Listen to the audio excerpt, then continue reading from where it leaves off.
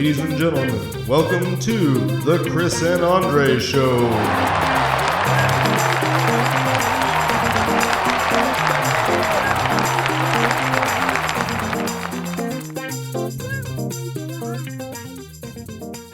Because people love this next part of what we talk about, and I don't know another way to describe it, but you know, sometimes people they're not that great. You know, we like to call this segment "Who Sucks More." This week we're talking about who, Chris? Oh, shocking. Elon Musk and his best friend and confidant, Jeff Bezos. So, who sucks more, Elon Musk or Jeff Bezos? Do you want me to go first, or do you want to go first? Yeah, you go first. All right. So, I mean, we've made it pretty clear why we don't like Elon Musk. He has built a car company on the backs of tax credits and tax dollars, essentially. Doesn't really take any responsibility for the losses of the company because he can write that stuff off. He's building rocket ships. Like, on the one hand, he's saving the environment by building electric cars, and on the other hand, he's burning millions of gallons of fuel to get rocket ships into space, right? Maybe it's an offset, right? Maybe that's what he's going for there. Balancing that. But Jeff Bezos, on the other hand, built a company on the backs of people not being able to use the bathroom while they're working. So, and now he's decided, like, the most important thing for him is to challenge Elon Musk in who can build a more penile-shaped rocket to take them to outer space.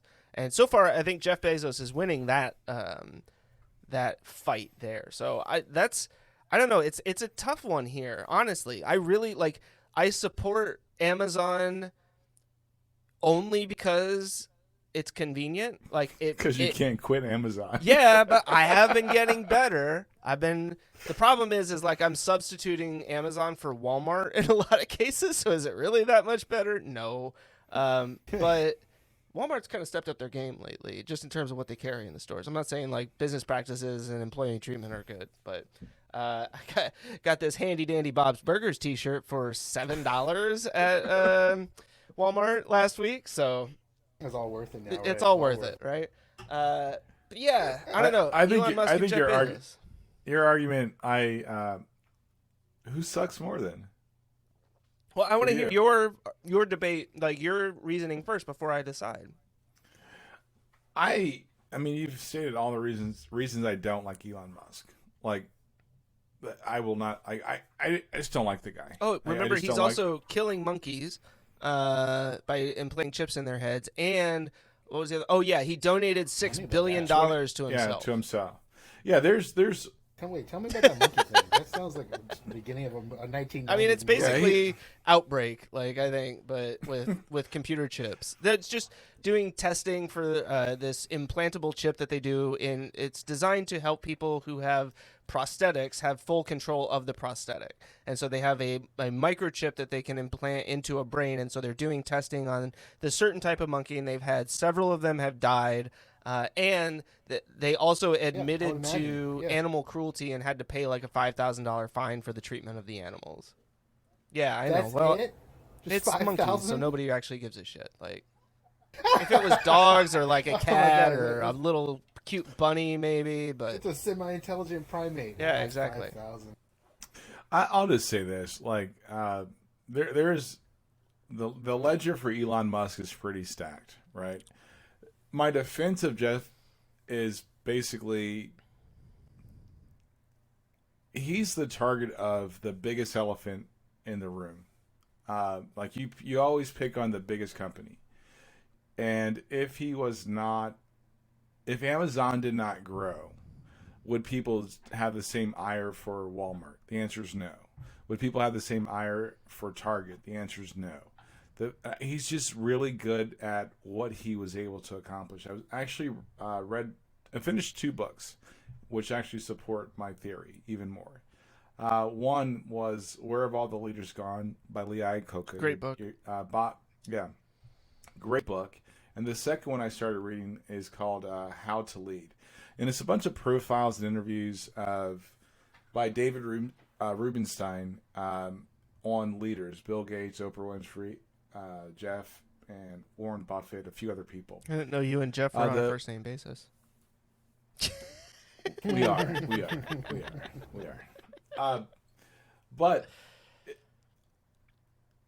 more to the point is that he looks at his company and his goal is how does he serve his customers. Now, this book was written well before, or the interview was taken well before a lot of the like Amazon hate started. Yeah.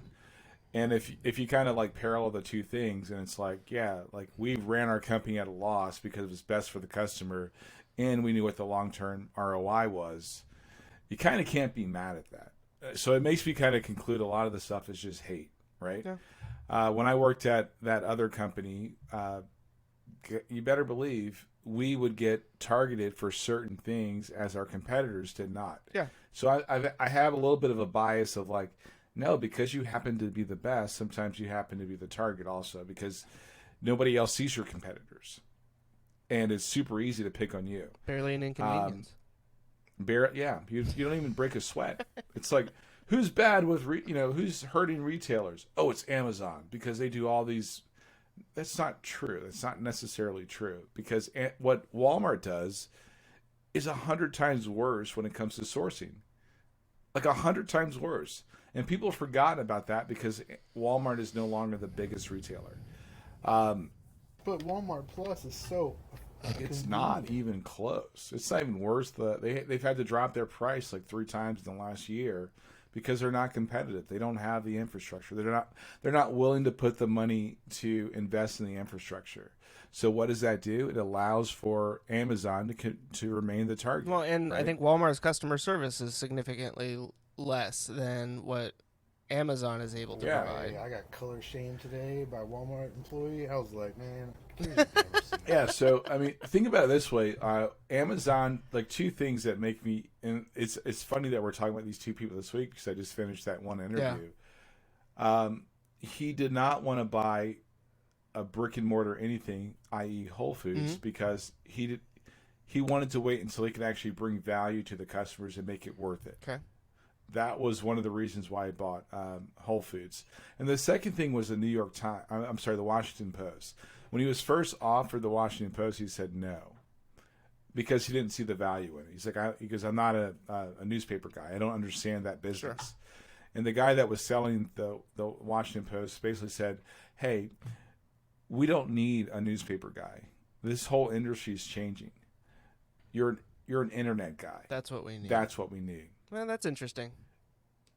And so I look at his cursory decision making. I'm not gonna. I just can't with a clear conscience like beat up on the largest guy in the room. It just doesn't make sense to me because I've been part of the team of the largest guy in the room, and the treatment is often unfair. It doesn't make sense why like this is a criticism, but you can see your competitors doing the same thing or similar things, and they skate free. So. For me, I think Elon Musk is a tool. He didn't really build anything. Like, he really did not. I think that it's interesting that Jeff Bezos, however you want to pronounce Bezos. Bezos. I think it's interesting that his thesis from college was the company that he went out and created. That's awesome, honestly. And then some. So... I look at Elon Musk, who may be an opportunist, but he's definitely not a futurist, who also, I think kind of like, he's stealing cookies from taxpayers.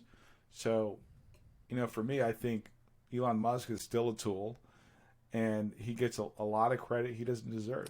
Yeah, so I think just to add a couple of things, I think you bring some good perspective to it. The whole thing about Amazon employees in the warehouses and stuff not being able to use the bathrooms or like some of the ridiculous, rules or regulations that they had in place.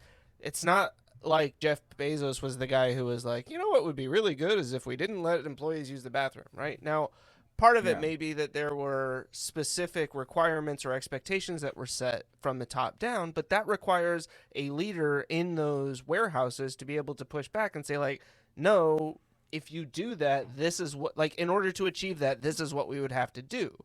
And it sounds like more often than not, what happened was they were too afraid to say anything. And so instead they pushed the ridiculous expectations back down onto their employees, and that's where you ended up in that problem. I mean, to some degree, I guess you could kind of say the same thing about some of the issues that with Musk or Tesla and like the self-driving, where you could have had developers or engineers pushing back to say like these things aren't ready, we shouldn't be, Yes. So I think like there's a little bit of that on both sides, but yeah, like ultimately, I think I'm gonna have to agree with you that Elon Musk sucks a whole lot more than Jeff Bezos.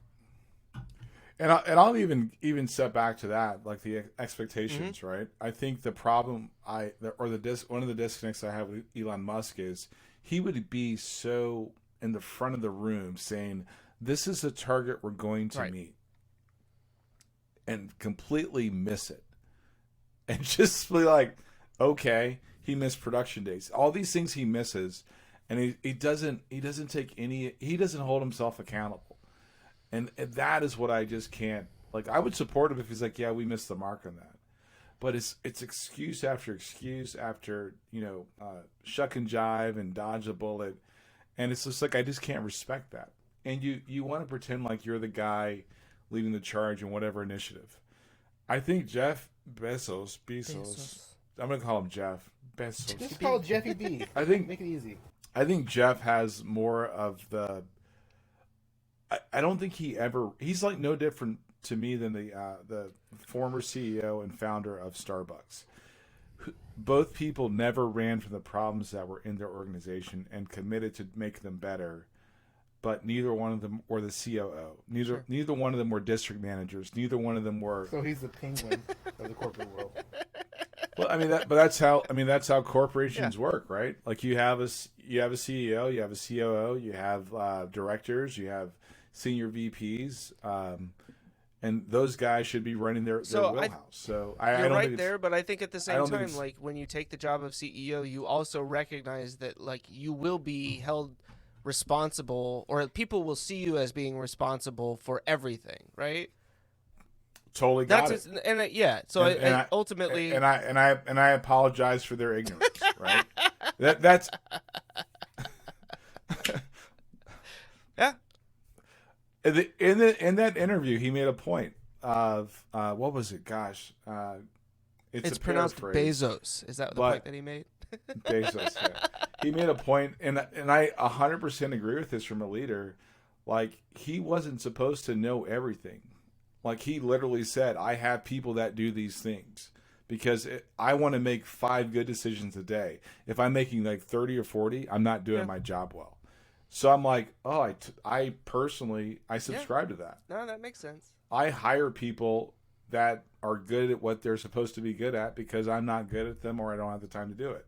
So again, but you are still responsible Elon for Musk, those decisions that those people make because you hired them. Yes, and if I need to course correct, I definitely will do it. So my assessment, Elon Musk he sucks more. What about you? Well, I was gonna say, even if you don't have the direct responsibility of making those mistakes, you have to be honorable enough to take ownership of them. Yeah, sure. And I think, between the two of them, I would say that Bezos has probably done that more so than Musk. A lot more, yeah. Yeah, Musk, he always makes excuses. I just want to say it again, Elon Musk sucks. So just to be clear, I also agree that between the two of them, Elon Musk sucks a whole lot more. You suck more. Well, thanks for hanging out with us for Who Sucks More. And, that's all we got. Ba-boom.